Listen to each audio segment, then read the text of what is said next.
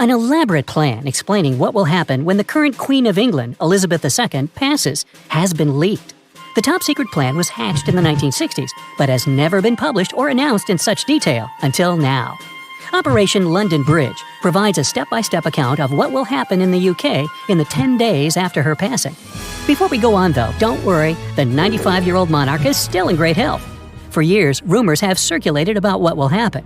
Some said there will be weeks of holiday. Others say that world leaders will receive a James Bond-like telephone call saying London Bridge is down. But here's what will actually happen. Day 1. The day that the Queen passes away will be known as D-Day. That's clever. In the first few hours after the Queen passes, a whole bunch of calls will be made to top government officials in the UK informing them of the news. This includes the British Prime Minister as well as the Cabinet Secretary. The Cabinet Secretary is basically the Prime Minister's sidekick. The role involves advising on important policies. Callers have a really strict script that should be followed closely with no changes. The Prime Minister will be called personally by the Queen's private secretary. Ministers and senior civil servants will also be sent an email from the Cabinet Secretary. A civil servant just means someone who works in Parliament. Only then will an official notification be delivered to the public detailing the news. This will likely come from the Press Association and the main UK broadcasters, and this is how we'll all find out. After this, flags across Whitehall, which is where the Houses of Parliament are, will be lowered to half-staff as a sign of respect. They're aiming to get flags lowered within 10 minutes of the news. Social media will be affected too. The royal family's website will change to a black holding page with a short statement confirming the news of the Queen's passing. And the UK government's website, as well as all government social media pages, will have a black banner on the top. Any content not deemed as urgent must not be posted on them either, and all retweets will be banned. The royal family will also announce plans for the Queen's funeral, which will take place 10 days after she passes. The Prime Minister will also make a statement to the British public, and they will be the first person from the government to make an official statement. The statement will be aired live on TV from Downing Street. All other members of the government won't be allowed to say anything until the PM has spoken. A national silence will be announced, and then the Prime Minister will meet with the new king. This will be the Queen's son, Charles, and at 6 p.m. he will deliver a message to the world. A remembrance service in the heart of London at St. Paul's Cathedral will take place around the same time. The plan also says that all of this should appear spontaneous and unplanned. That's all for the first day. On day 2, King Charles will be proclaimed as the new sovereign. That's just a fancy word for the guy in power, and this will happen at 10 a.m. at St. James Palace. Lots of top officials will be asked to attend, and they'll have to wear super formal outfits, with men wearing black or dark ties. They also can't have any decorations on their outfits.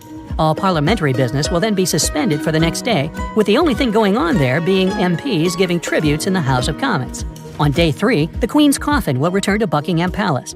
She has a whole bunch of different properties, and there's protocols in place for what will happen if she is to pass at each of them. If the event happens at Sandringham, the coffin will travel by official royal train to St. Pancras Station in London. If she passes at Balmoral in Scotland, Operation Unicorn will be activated, and they'll try getting her on the royal train to London too.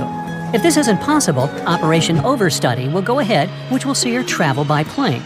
On day 4, in the afternoon, the new king will embark on a tour of the UK. He'll start off in Scotland with a visit to the leaders there, and then there will be a service at the Grand St. Giles Cathedral in Edinburgh. The next day, Charles will arrive in Northern Ireland. He'll visit Hillsborough Castle and St. Anne's Cathedral in Belfast. A rehearsal for Operation Lion will also take place on this day. This is what they're calling the plan to transport the Queen's casket from Buckingham Palace to the Palace of Westminster. On day 6, this will happen for real. There will be a huge procession from Buckingham Palace to the Palace of Westminster, which will take a ceremonial route across London. From days 7 to 10, the Queen will lie at the Palace of Westminster for 3 days. This will be called Operation Feather. Her casket will lie on a raised box and will be open to the public for 23 hours of the day. Tickets will be sent out to VIPs so they can visit her casket and pay their respects. On day 8, Charles will take a trip to the final country on his tour of the United Kingdom, Wales.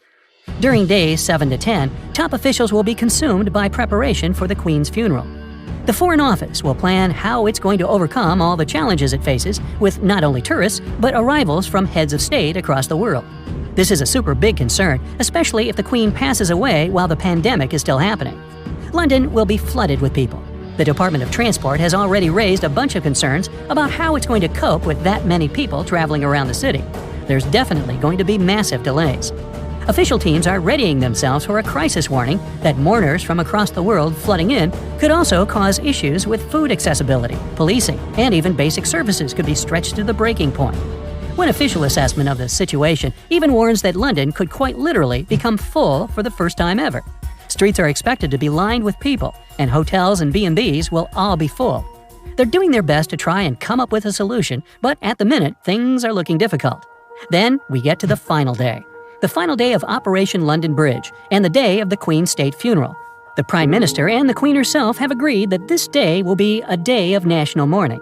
This means that the day will essentially be a bank holiday in the UK, and people won't have to go into work as long as their bosses allow it. It's not compulsory to give the people the day off.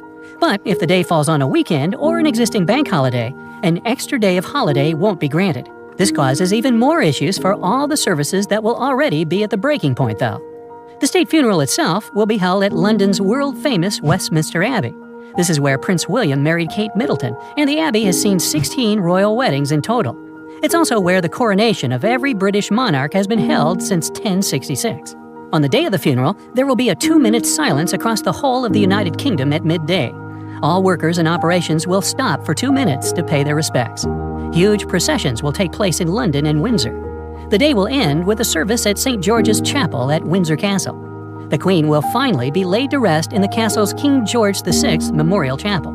She'll be buried next to her husband, Prince Philip. Operation Spring Tide, which is the closely guarded plan for Prince Charles' accession to the throne, was also leaked, but not in as much detail.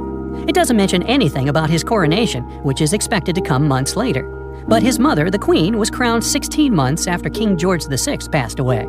There's been speculation that Charles could choose to be called King George VII, using his middle name as a tribute to his grandfather, but no official decision on this has been made yet.